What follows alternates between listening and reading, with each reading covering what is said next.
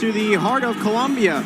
We're here at Hickman High School at Robert M. Lamone Field, getting set for this matchup between the Hickman Cupies and the Helias Crusaders. I'm Aaron Moser with Zach Berman for this regular season finale between the CMAC rivals, as Helias has a chance in this last game to leapfrog Holt in the Class 4 District 4 standings.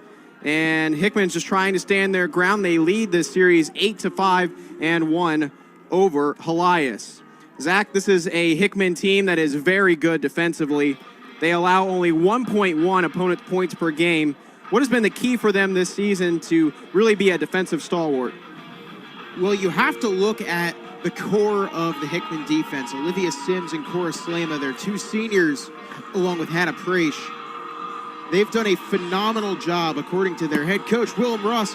Slama, he defines as more of a gritty player that gets the job done no matter what. The scrappy one, she'll get in there, make a big tackle, and that kind of gets everybody fired up. So keep an eye out on number 12 tonight for Hickman.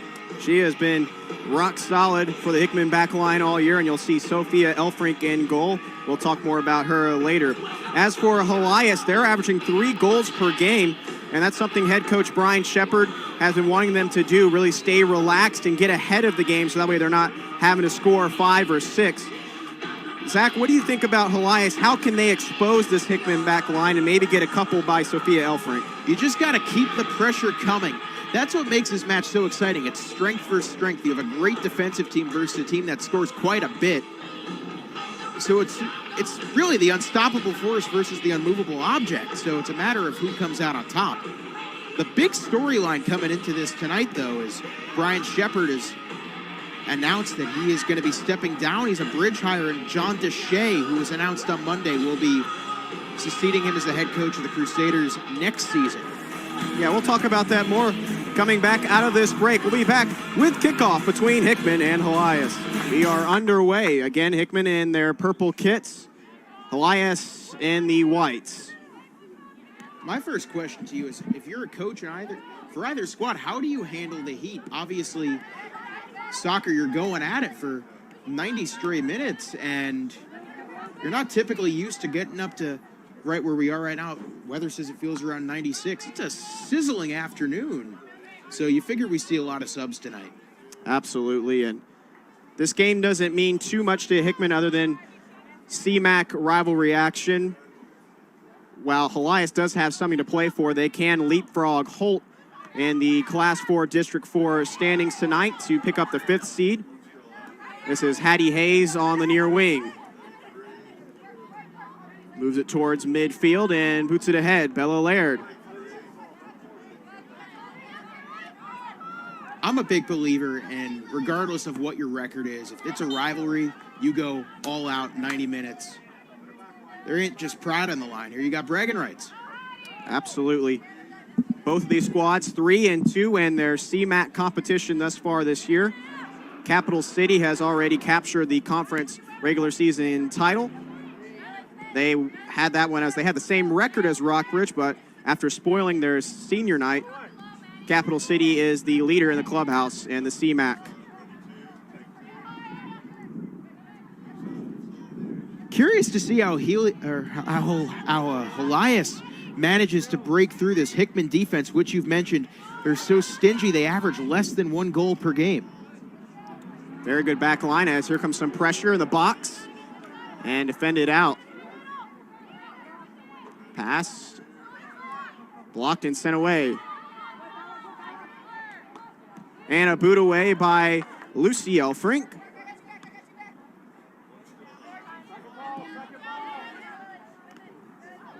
I mean, really to start, of course, we're only 3 minutes in. It seems like both teams have a lot of energy. Once again, it's a rivalry. You're going to come at it full speed. Just a 30-minute drive from Helias High School in Jefferson City up here to Columbia, right off of Interstate 70.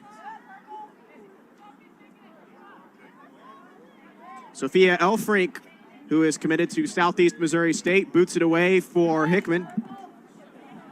Hattie Hayes looks for it here on the near wing. Trying to get past Maisie Patek, not quite able to.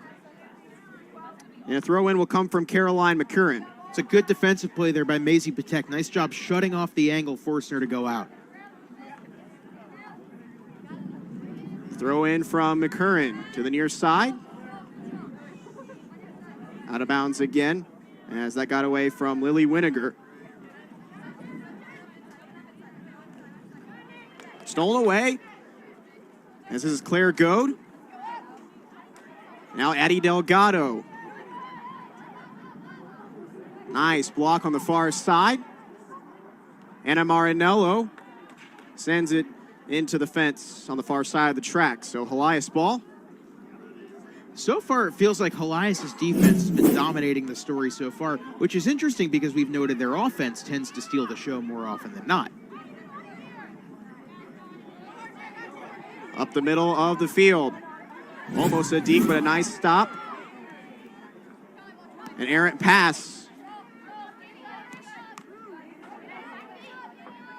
Pass from Maddie Roast. Now a long run down the near side. And Ada Kirkpatrick guides the ball out of bounds. And a nice play defensively to avoid a corner kick. It's a great play there. And some nice hustle out of Hickman to avoid the corner.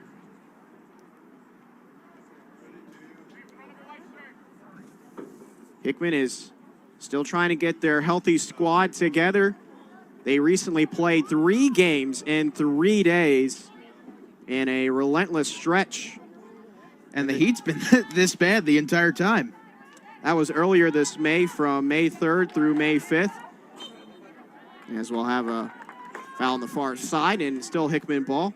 In those 3 games, they took the win over Battle. That game was postponed due to weather, and so that's why they had to play these 3 games in 3 days. They won over the Spartans 2-1.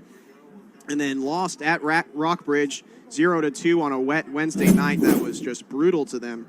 And then they took the win over Father Tolton 2-0. Hattie Hayes had this to say about that 3-game stretch.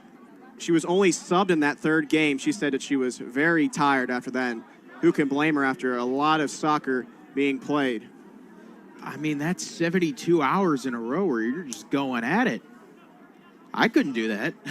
Me neither, and it's very impressive that they were able to take 2 games out of that 3-game stretch. 3-1 over their last 4 games, as their last game was against Smith Cotton. Elfrink to the near side.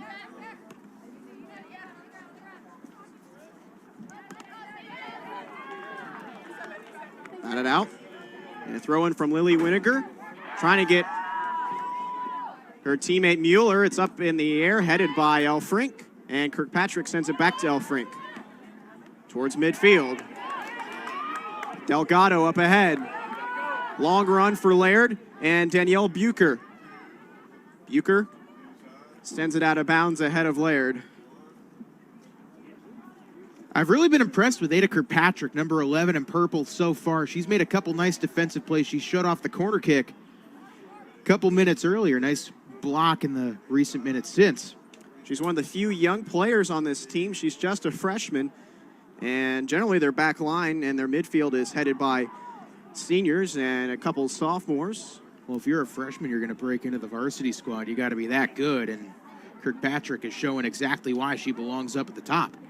And the first collection of the day for Abby Tesro, the junior. And she punts it away. Collected by Delgado. Make that Elfrink, Lucy Elfrink, tallest player on the field. A give and go ahead. Here comes an opportunity for Claire Goad. Goad, the shot, and it's wide. My goodness, the best opportunity thus far tonight. And it just is a little wide to the right. Abby Tesro will be in net first. This is Lucy Elfrink. Lucy Elfrink will take the first penalty kick. 6 goals this year, 2 game winners. Just a sophomore, the sister of Sophia Elfrink. Where do you think she puts it, or attempts to put it? Ooh, I think I like right upper 90. Off of the right foot of Elfrink. Tesro stands ready. The shot, and right there! Are you kidding me? How about that? Right upper 90, and the first ball to go through the net is here in PK's off of the foot of Lucy Elfrink. What a shot. Moser, you got a crystal ball? No, not quite. As now Sophia Elfrink, her sister, is in between the posts. Oh, that is a perfectly placed shot. Here comes the shot. A nice save by Elfrink. She tried to put it the right side of the net. Caroline Elfrink McCurran. read it like a PK hook. attempt is saved by Sophie Elfrink. Caroline McClure right there, and Elfrink gives Hickman the advantage after our first kicks. So Tess Rowe back in between the posts.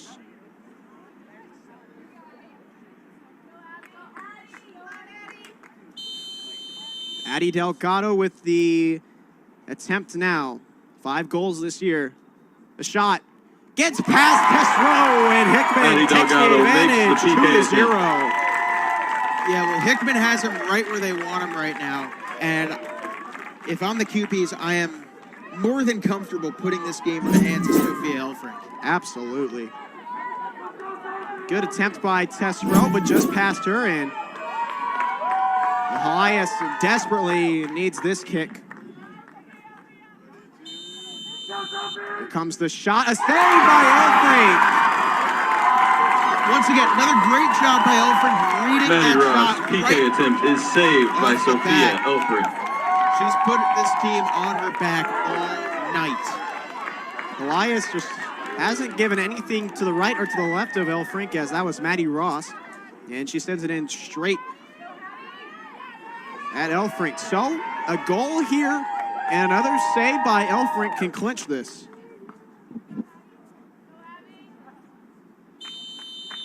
The shot saved, so not a great attempt there. A little bit of a dribbler. Not much power on it. That was Hattie Hayes.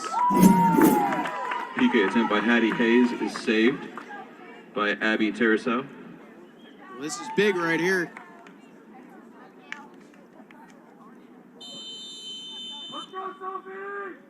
The shot and wide. Maddie Larkin. Elena Myers, PK Actually, attempt I is believe that's wide. Elena Myers. Anna Myers, my bad. Too far to the left, and so another chance for Hickman to clinch. With a PK score here, and QPs will take the victory and win 2 straight over Elias.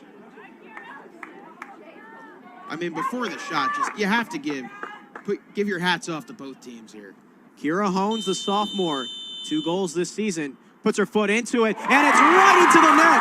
And after Kira Hones 100 minutes scores the and PK. penalty kicks, Hickman Champions takes win. the victory over Elias in the last home game and the last 3-0 game on of the PK. regular season. How about that, Zach Berman? Hickman takes the victory. I mean, you gotta tip your cap to Elias for sticking in this game 100 minutes, keeping a potent Hickman offense off the board. But when you get into PKs, eventually it just comes down to who's got the better goalie. Congratulations and to both teams on a great regular Sophia season, Elfrink and good luck this had a heck of a weekend as game you begin and district turned play. it up to the highest level possible when she needed to most. Great win for Hickman. She makes the saves needed, and we're going to go to break and have the player of the game next. You're watching CMAX Soccer on MC22.